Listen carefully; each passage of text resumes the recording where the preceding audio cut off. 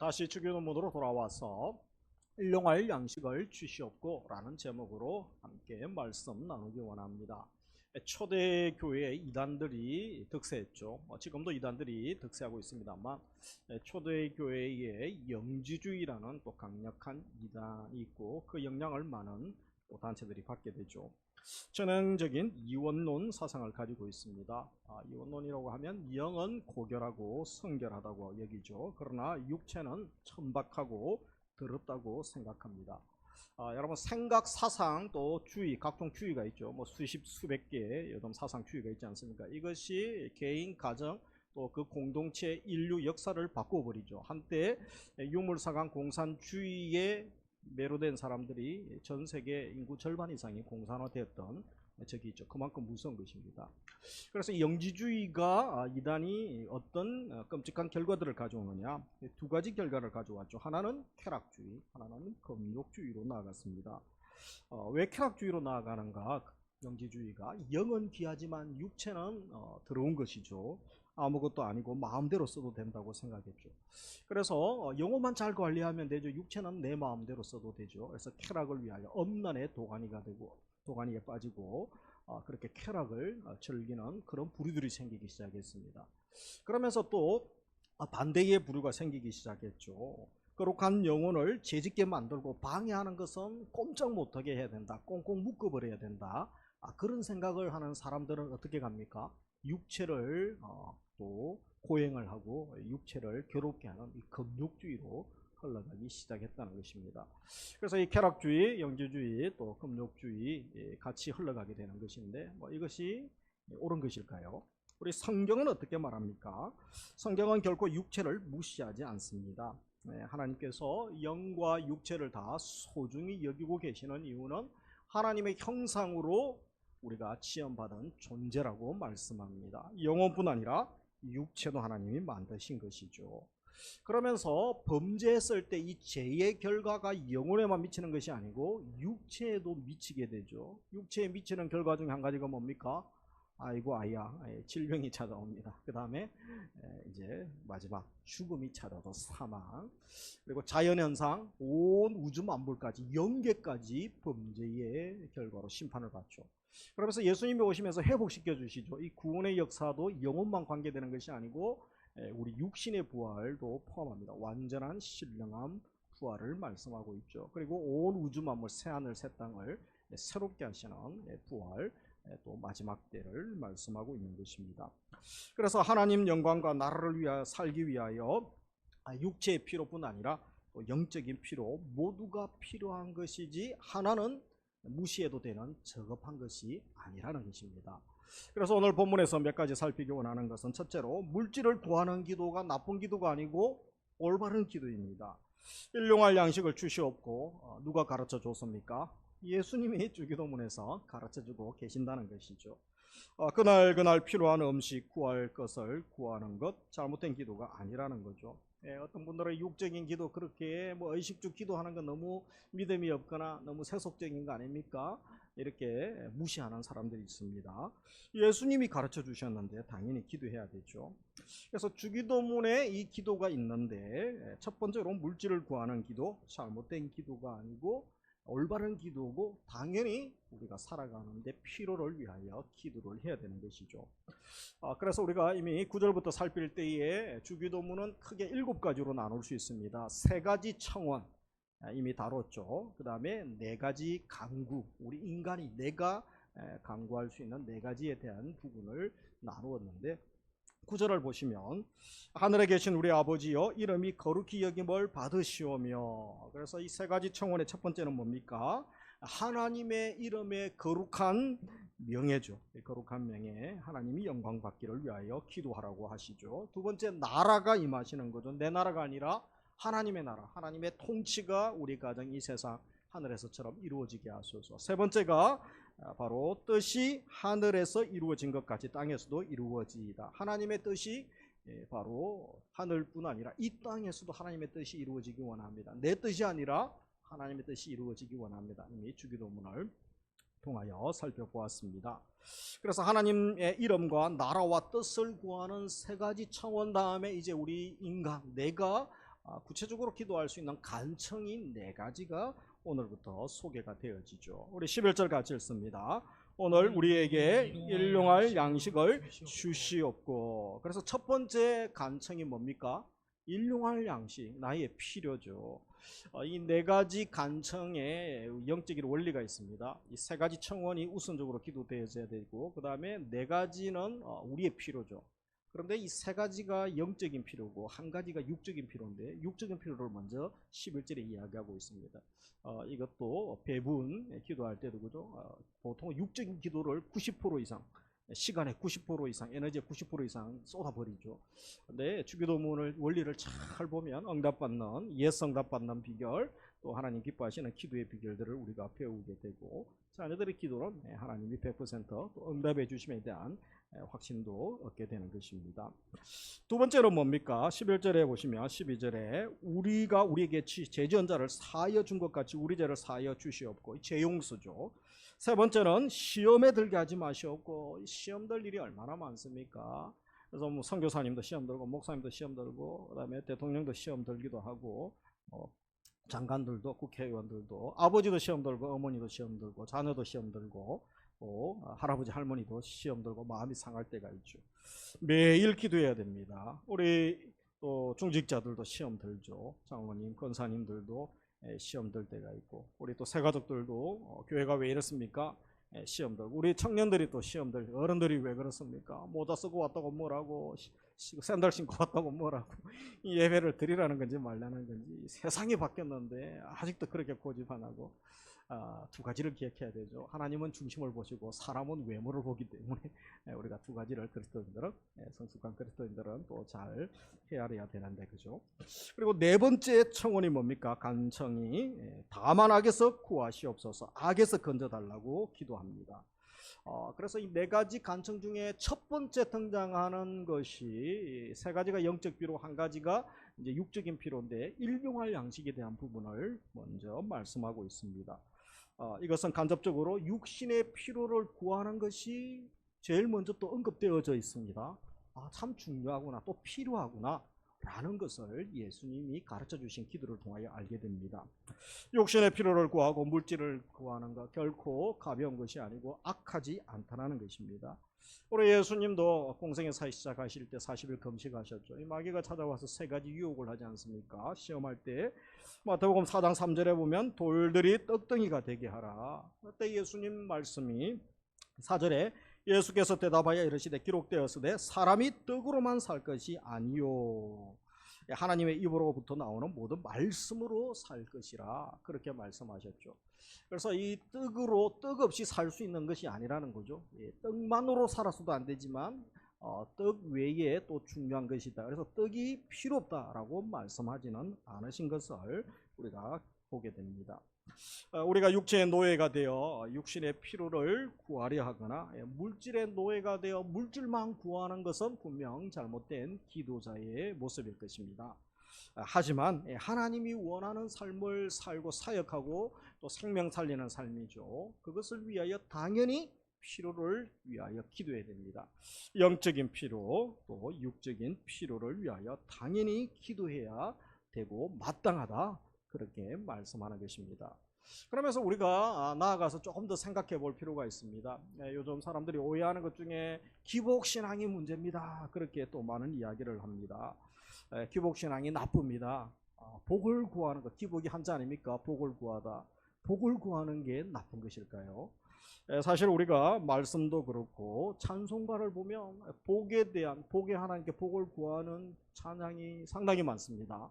1장에 만복에 그는 하나님 온 백성 찬송 드리고, 복에 그는 하나님께 찬양 드리고 기도하죠. 28장 복에 그는 강림하사 찬송하게 하소서. 하나님 강림하셔서 무엇 하는 겁니까? 영광 받을 뿐 아니라 복 주옵소서 아닙니까? 그래서 복에 그는 대신 하나님께 기도하는 것은 비신앙적인 것도 아니고 비성경적인 것도 아니고 또 잘못된 것도 아니라고 말씀합니다. 자녀들이 하나님께 복을 구해야지 저주를 구하면 그게 또 더 이상하지 않겠습니까? 그래서 중요한 것은 무엇입니까? 복을 구하는 기도가 나쁜 것이 아니라 잘못된 복을 구하는 기도가 나쁩니다. 따라하겠습니다. 잘못된 복을 구하는 기도가 나쁜 것입니다. 잘못된 복을 구하는 기도가 무엇입니까? 하나님이 주시는 신령한 복은 많이 구하면 많이 구할수록 좋습니다. 그래서 하나님의 복을 주세요. 세상의 복과 조금 차별하기 위해서 복 주세요, 복 많이 받으세요, 뭐 복조리 그런 게 아니고 하나님의 복, 그 뜻은 신령한 복이라고 할 수 있죠. 많이 받으면 많이 받을수록 좋습니다.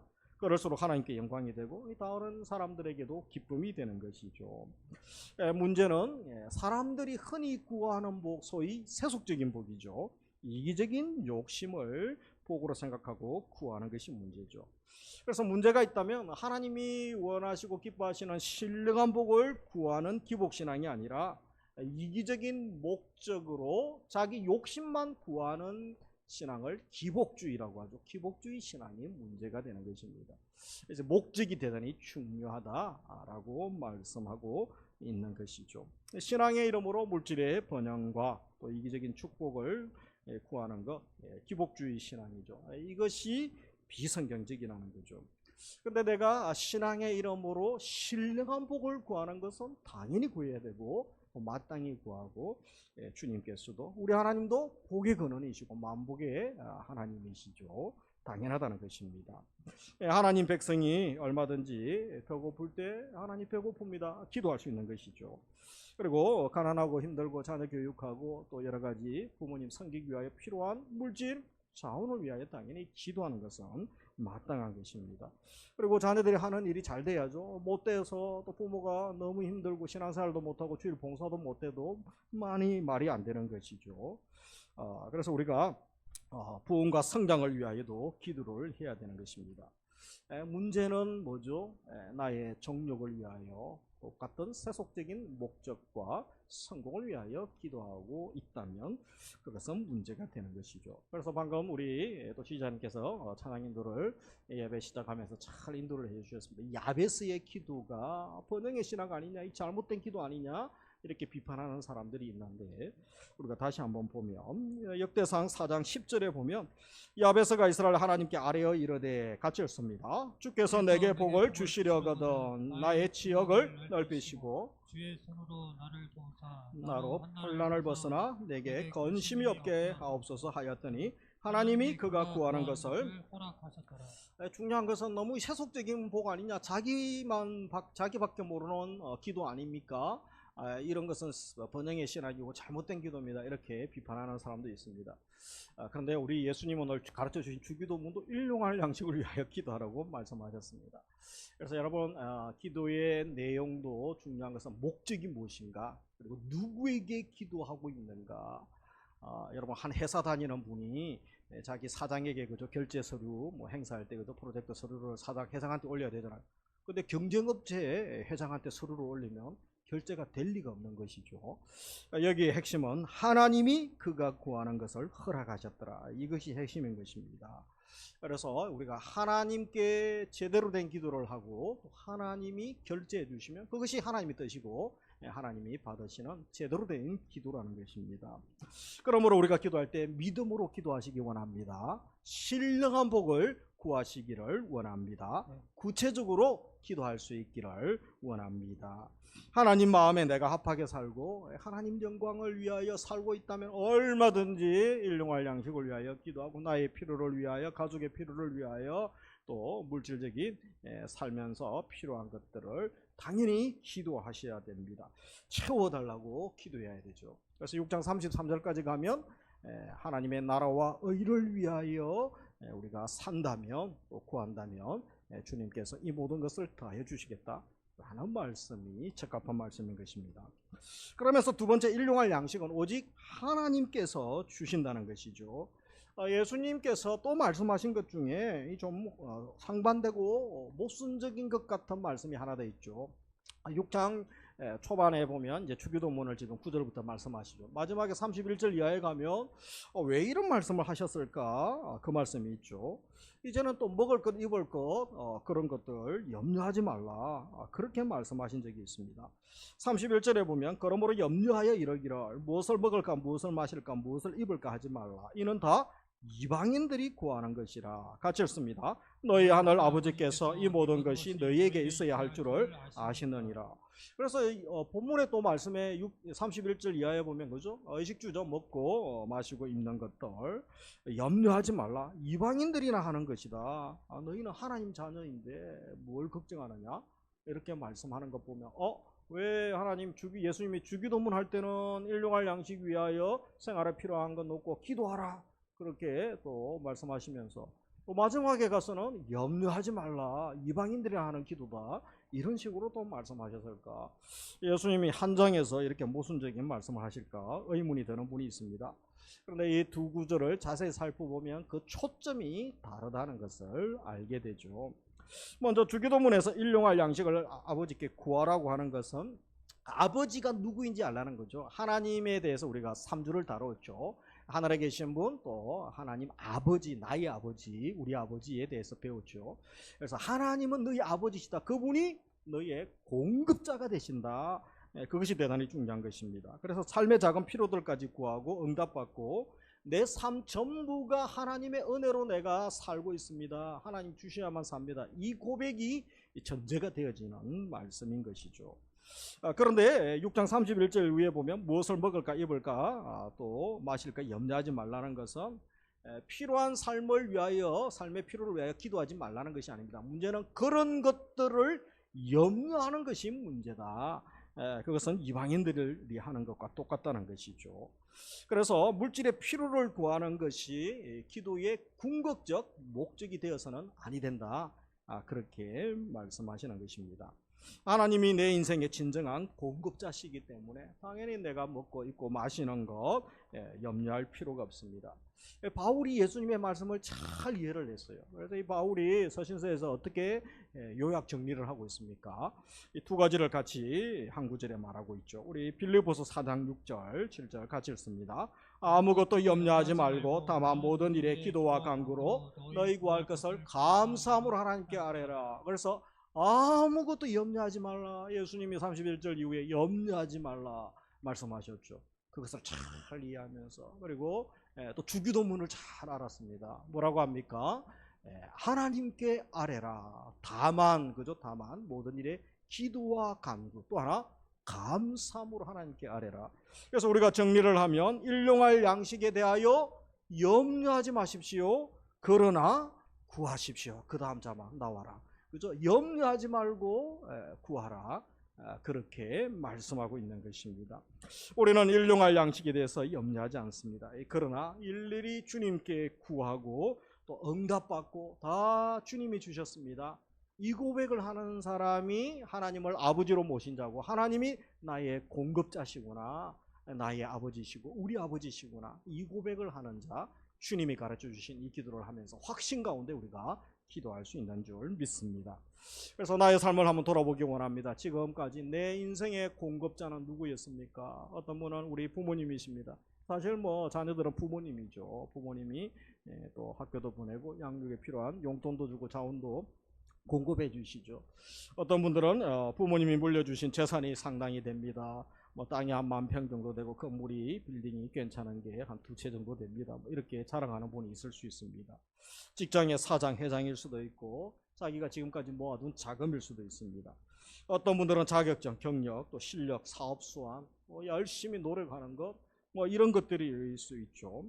그런데 정말 채워주시는 분이 하나님이신 줄 모르고 엉뚱한 것 붙들고 내가 살아오지 아니하였는지 우리 삶을 한번 말씀 앞에서 돌아볼 수 있기를 원합니다. 우리가 구약의 이스라엘 백성들 광야 훈련 받을 때 그들은 광야에서는 먹을 것이 없죠. 그날 물, 또 먹을 것들 고기도 그렇고, 그리고 이제 낮에는 더위와 싸우고 밤에는 추위와 맹수와 싸워야 됩니다. 매일매일이 바로 생존의 문제 아닙니까? 그런데 건강하고 안전하게 또 저들이 가나안까지 들어가게 됩니다. 하나님께서 그렇게 훈련하신 이유가 있죠. 그들은 물도 없고 양식도 없고 사막길을 여행하게 되는데 아침마다 매일 하늘에서 만나가 내리게 되죠. 목이 말라 가랄 때 샘물을 또 터셔서 또 물을 공급하십니다. 하나님이 나의 공급자임을 그들은 날마다 기적하죠. 이스라엘 3대 기적 시대가 있죠. 그 중에 첫 번째 기적 시대가 광야 시대죠. 날마다 눈만 뜨면 기적이고 바로 신기한 일들이 일어났던 거죠. 그런데 가나안에 들어가면서 이들이 정착하면서 농사를 짓고 이제 그들의 힘으로 농사를 지으면서 배부릅니다. 그러면서 무서운 것은 여러분 개인 국민 소득이 올라가는 나라치고 하나님 제대로 믿는 나라들이 없습니다. 이 가나안 백성이 그랬죠. 그래서 결국 배부르고 등타시면서 하나님을 잊어버렸다는 게 문제인 것이죠. 우리 인생은 그렇지 않습니까? 하나님만이 나의 필요를 채워주시는 분임을 고백하며 날마다 하나님의 은혜를 누리고 있습니까? 아니면 점점 하나님은 뒤로 가고 신용카드가 우선이고 또 나의 실력과 나의 자격증이 우선이고 나 중심으로 살고 있지는 않은지 물어봐야 되는 것입니다. 세 번째, 내가 모아둔 물질을 의지하지 말고 물질 공급하시는 하나님을 의지하기 원합니다. 광야에서 매일 왜 귀찮게 이렇게 주십니까? 하나님 한 달치 양식을 주시고 아니면 1년치 양식을 주시든지 요셉처럼 그죠? 아예 7년 또 기근을 준비하는 그런 것만큼 오랫동안 큰 창고에 저장할 수 있는 걸 주시죠. 그런 기도를 할 수 있죠.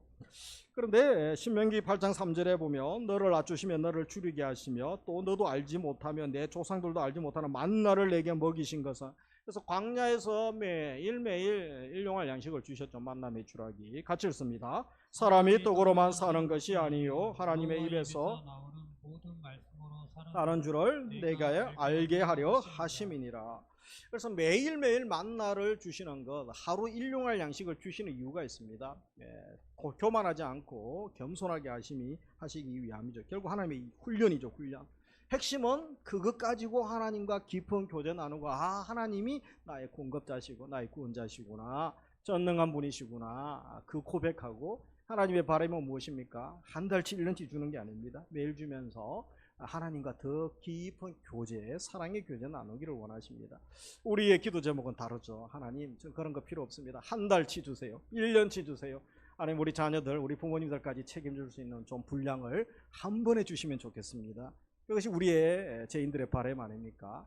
하나님은 그 물질 어떤 그런 재산이 중요한 게 아닙니다. 하늘 문 구멍만 뚫어도 하늘 창고에서 얼마나 많이 주실 수 있겠습니까? 주님은 그 고난, 그 연단, 그 가난, 배고픔, 억울함, 또 어둠의 그 시간들을 통하여 질병과 아픔을 통하여 무엇을 원하십니까? 정말 중요한 거 한 가지를 배우기 원하시는 줄 믿으셔야 됩니다. 하나님과 교제하는 것입니다. 아버지 품에 거하는 거죠. 나의 안에 거하라, 나의 안에 거하라, 나의 사랑 안에 거하라. 주님 품에 거하는 것, 이것보다 중요한 것이 없고, 이것 때문에 잠깐 고난의 시간, 잠깐 배고픔의 시간, 잠깐 어둠의 시간을 지나게 하시고 하나님의 훈련소에서 그들을 나의 조교로, 여러분 자녀들이 군생활 하거나 손주들 조카들 또 본인들이 군생활 하신 분들 가족들 아시죠, 그죠? 다 좋은 사람만 있는 게 아닙니다. 직장도 그렇고 고약한 사람을 만나게 하시죠. 때로는 그것 때문에 고약한 사람, 일이 쉽게 가지 않고 돌아가게 하고 틀어지게 하는 경우들이 있습니다. 돌부리에 걸려 넘어지게 하실 때도 있죠. 그때 깨달아야 됩니다. 하나님의 사람들은 하나님 이것을 통하여 내게 무엇을 가르치기 원하십니까? 광야에서 묵고 40년 동안 아주 값비싼 수업료를 지불하면서 그들은 이것을 배워야만 했던 것입니다. 그러나 가나안에 들어가면서 다 잊어버리죠. 곧 사사기로 들어가게 되는 안타까운 모습을 보게 됩니다.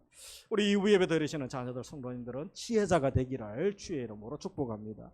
말씀 학교에서 잘 깨달아야 됩니다. 말씀 학교에서 못 깨닫는 사람은 이제 세상의 학교에서 아주 값비싼 수업료를 지불합니다. 그것은 결코 만만하지 않음을 알아야 됩니다. 야곱의 인생을 보면 그런 것이죠. 그래서 네 번째, 일용할 양식을 구하는 자의 삶의 태도, 어떠한 태도를 가져야 됩니까? 첫 번째 같이 읽습니다. 마음껏 헌신하고 마음껏 나누고 마음껏 정직할 수 있습니다. 이제 하나님이 나의 공급자시고 하나님이 나에게 매일 양식을 채워주시고 또 광야 훈련 가운데서 무엇을 원하시는지 알았다면 우리 일상에 일어나는 한 가지 한 가지를 새롭게 해석하고 새롭게 결단할 수 있는 거죠. 예를 들면 주일 성수 어떻습니까? 어떤 분은 주일날도 근무하고 일해야 됩니다. 물론 이제 국가의 생명과 관계된 것들도 근무를 해야 되죠. 그런데 하루도 쉬지 않고 우리가 일하는 이유가 뭡니까? 주일날 교회를 향하지 않고 가게 문을 열어야 되고 사람을 만나고 친구를 만나고 또 사업을 해야 되는 이유가 뭡니까? 다른 것에 시간을 써야 되는 것, 내가 그 시간에 일하지 않고 벌지 않으면 살 수 없을 것에 대한 마음이죠. 결국은 채우시는 하나님에 대한 불신앙이죠. 하나님에 대한 믿음이 없을 때, 신뢰가 없을 때 그렇게밖에 살 수 없는 것입니다. 11조의 문제는 어떻습니까? 11조를 내는 거 얼마나 안타깝습니까? 내가 벌었는데 10분의 1을 떼어야 한다니 그런 생각이 있습니까? 이것도 하나님이 나를 입히시고 먹이실 것에 대한 믿음이죠. 믿음이 없고 내 노력만으로 살 수 있다라고 생각하는 경우가 그렇죠. 그리고 어떻게 10을 드리고 또 신앙생활 열심히 하시는 분들은 그죠? 또 10분의 2, 10분의 3까지 또 헌신하는 경우도 있죠. 어떻게 80, 70 가지고 살아갈 수 있습니까? 못 살겠다는 거죠. 그래서 들을 수가 없고 손이 떨리는 것입니다. 그래서 아이들 때 용돈 받을 때부터 또 하고 부부들은 또 우리가 생활비 가지고 또 어른들도 노후에 연금 작은 것부터 그죠 하나님께 드리는 연습을 훈련을 해야 되는 것이죠. 하나님이 공급자시고 하나님이 전능하신 하나님이라는 것에 대한 믿음이 없이는 결코 들을 수가 없는 것입니다. 그래서 예수님은 매일 기도하라는 거죠. 하나님이 어떠한 분인가? 일용할 양식을 공급하시는 하나님, 광야에서 매일 만나를 먹으면서 이들은 하나님이 누구신지 배우게 됐다는 거죠. 내가 거짓말하는 이유가 어디 있습니까? 이 정직하게 정의롭게 살지 못하는 이유도 같은 이유 아닙니까? 내가 적당히 거짓말하고 요즘 시대에 융통성 있는 사람들 내면 적당히 속이고 눈 감아줘야 되고 또 거짓에 그런 또 이윤을 많이 남길 수 있다면 조금 정직하지 않아도 되지 않습니까? 그런 마음을 가질 수 있죠. 그것도 하나님이 책임져 주시고 하나님이 살아계심에 대한 하나님이 심판하실 것에 대한 믿음이 없으면 손이 떨리죠. 회사에서 내가 잘릴 수 있고 공격을 받을 수 있죠. 그래서 하나님이 없으면 두려워서 할 수 없죠. 근데 하나님이 살아계심과 역사심을 믿는 사람은 그럴 필요가 없는 것입니다. 하나님 계시기 때문에 그렇죠. 도둑질도 그렇습니다. 남의 물건 탐내고 세금 떼먹고 부당한 이익 챙기는 이유가 무엇입니까? 그렇게 안 하면 내가 못 살 것 같아서 그런 거죠. 근데 그렇게 하지 않고 말씀대로 사는데 하나님이 내 삶을 책임져 주시고 하나님이 공급해 주심에 대한 믿음이 있는 사람은 말씀대로 살고 믿음대로 사는 거죠. 그러다가 간증의 주인공이 되는 것이죠. 그래서 두 가지 길이 우리 앞에 시편 1편처럼 놓여 있습니다. 의인의 길, 악인의 길. 그것은 생명길이고 사망길이죠. 어떻게 사느냐? 우리는 하나님 앞에 섰을 때 평가받게 되는 것입니다. 그 결단은 우리가 하죠. 해야 되는 것이죠. 또 하나님의 은혜를 주셔야 되는 것이고 예수님도 제자의 길을 이야기하실 때에 헌신, 결단, 자기 부인, 포기를 이야기하지 않습니까? 만만치 않습니다. 그러나 십자가의 길을 가는 그 자는 주님이 보석처럼 빛나게 하시고 하나님 나라에서 영원토록 빛나게 하시고 또 함께 영원히 통치하게 하실 하나님의 상급이 있는 것입니다. 그러면서 두 번째, 은혜를 알기에 겸손히 주님을 의지하며 살게 됩니다. 하나님이 일용할 양식을 공급하신다는 것, 결국은 내 모든 인생의 필요를 채워주시는 분에 대한 믿음, 신뢰가 있어야 그 고백을 할 수 있죠. 우리 바울이 무엇이라고 합니까? 빌립보서 4장 19절 같이 읽습니다. 나의 하나님이 그리스도 예수 안에서 영광 가운데 그 풍성한 대로 너희 모든 설 것을 채우시리라. 아멘. 그래서 우리 자녀들, 우리 성도님들도 때로는 고난이 필요합니다. 가난도 필요하고 아픔도 좀 필요하고 억울함도 필요하고 배신도 필요하고 그러면서 내가 아무것도 아님을 고백하게 되죠. 그러면서 하나님만 바라보고 하나님만 높으시고 하나님만 의지하면서 주님 손에 있구나. 다 하나님의 절대 주권 가운데 있구나. 그리고 하나님이 채우시는구나. 여러분 대통령이 100년, 200년 가는 대통령 왕이 있습니까? 또 부자들 그죠? 수백 년 갑니까? 대기업들 역사적으로 대기업들 조사를 해보십시오. 70년 대기업, 80년대 대기업 다 달라졌습니다. 10위권한테는 오래 가지 않습니다. 그래서 우리가 정말 영원하고 빛나는 것, 제자론할 때 우리가 늘 세 가지를 이야기하지 않습니까? 영원하신 분 세 가지. 그것을 우리가 기억하면서 영혼을 위하여 투자하고 또 하나님 영광 위하여 살아가는 삶이 복된 삶인 줄 믿습니다. 말씀을 맺습니다. 아무리 사소한 것이라도 하나님께 구할 수 있습니다. 주기도문에서 예수님이 가르쳐 주셨죠. 두 번째, 일용할 양식은 하나님이 주시는 줄 믿습니다. 마지막으로 우리 인생의 참된 공급자 하나님의 목적은 나는 너와 교제하기 원한다. 너와 사랑 나누기 원한다. 주님 안에 거하며. 여러분 어린 자녀가 부모님 품에, 어머니 품에, 아빠 품에 안겨 있어 보세요. 부모들은 그 아이를 품으면서 아이에게 무엇을 줄까? 양육에 필요한 것 그리고 미래에 필요한 모든 것을 대화를 하면서 설계를 하고 다 준비를 하지 않습니까? 그것이 육신의 부모의 사랑입니다. 하물며 하나님 안에 거하고 하나님과 교제하기를 원하는 자녀들, 주님이 이미 예수 그리스도를 보내셔서 죄의 문제, 영생의 문제를 해결해 주셨죠. 성령을 보내주셔서 능력과 각종 은사를 주셨습니다. 그리고 이미 천국을 주셨죠.